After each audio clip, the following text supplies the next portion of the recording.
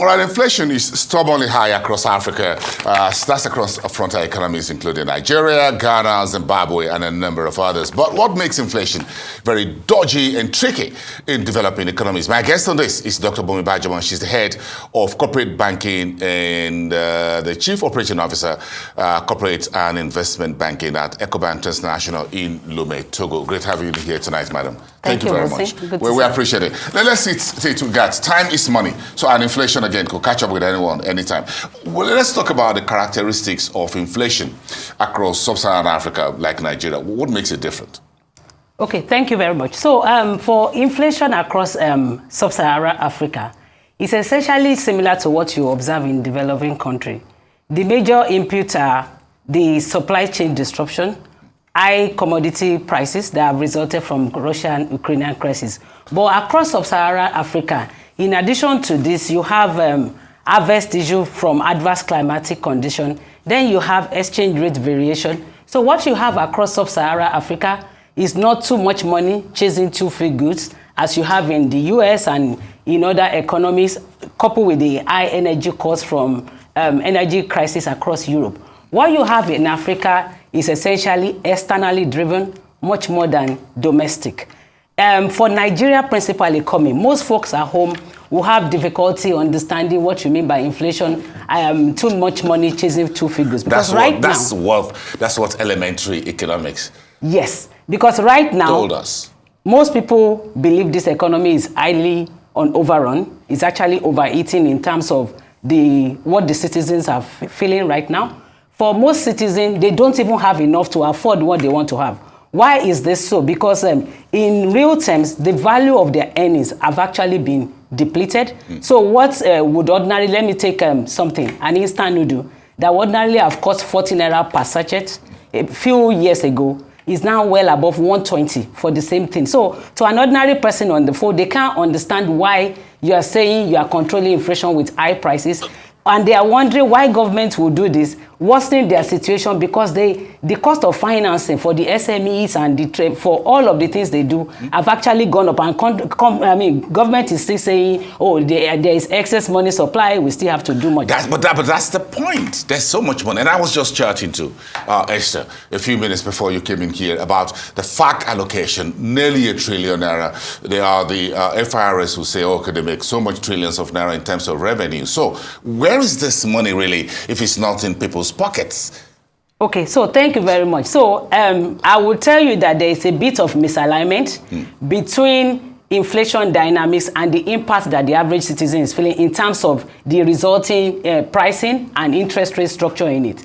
And the easiest thing to do is to say, once there is inflation, there is too much money in circulation, we need to curtail the money supply. But the thing is that that is a straight playbook from what you call the quantity theory of money by Ivan Fisher. Yes. And what that says is that the level of the value of money supply is equal to the price level multiplied into the total value of transaction in the economy. And that is it is believed under that theory that money supply is the only thing that has impact on price level.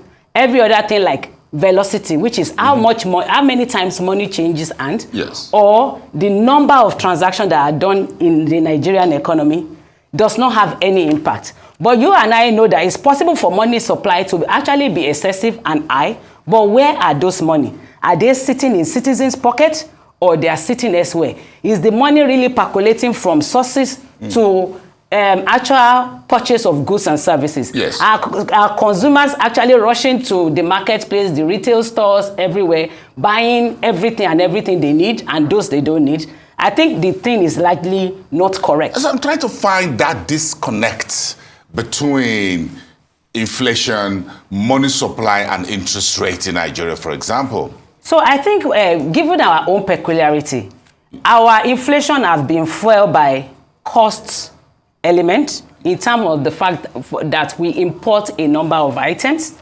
Our inflation is fueled by our policy choices, and it's also fueled by our exchange rate dynamics, which is still also a function of our policy choices. So, and I give you two clear examples. Let's take the Ghanaian economy and maybe a Zambian economy. I mean, those are the economies that have done significant things.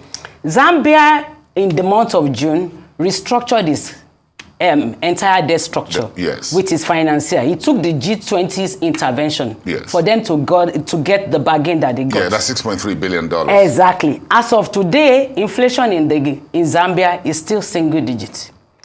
It's still possible for an investor to earn positive return in the Zambian economy because the policy rate far outweighs the level of inflation.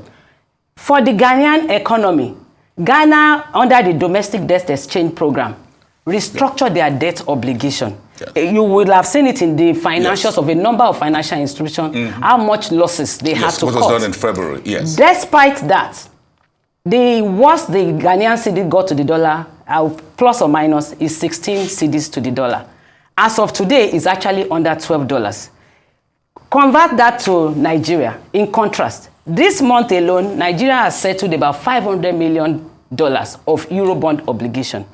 We have not defaulted, but we have moved from an average exchange rate of 460, 465. Zambia defaulted, and Ghana also. So I don't know. I mean, they restructured their debt. Well, they restructured. Yes, Zambia defaulted during COVID crisis. Yes. But we haven't done any of those. Nigeria hasn't defaulted. And then why is inflation so high and our exchange rates the band so wide from our Ghanaian neighbors, by the way? Okay, it is so because, like I told you, our inflation now is largely cost-pull. To an average Nigerian, we're paying the price of the fact that we import so many items. The cost of those imports have gone up because the supply sources have been disrupted by the reasons that I mentioned before.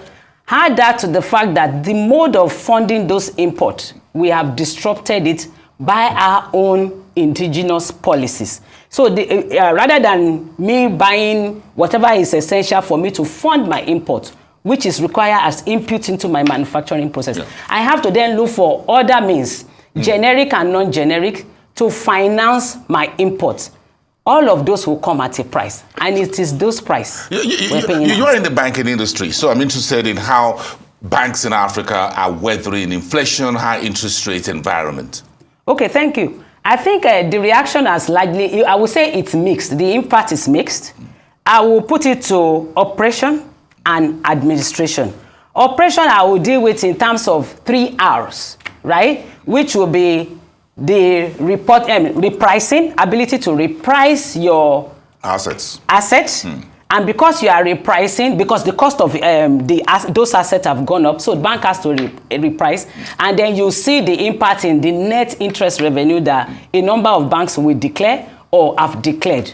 High net revenue, that is positive, but that is a short-run gain because high interest costs can lead to high cost of default potential, and it can also lead to high impairment because if you have foreign currency obligation, the cost of those foreign currency obligations that are likely non-performing will go up. In terms of reporting, it's also mixed because for Nigerian banks with offshore operation and whose reporting currency is in Naira, they gain massively because the reporting structure is weaker than the country where they are operating. So you will see that humongous growth in their profit declaration. But in terms of FX translation, it's also the same. So for Nigerian banks, it will be positive because they are marking from weaker currency to stronger. But for banks that report in foreign currency, you will see massive adjustments, which can be negative because the reporting currency is stronger than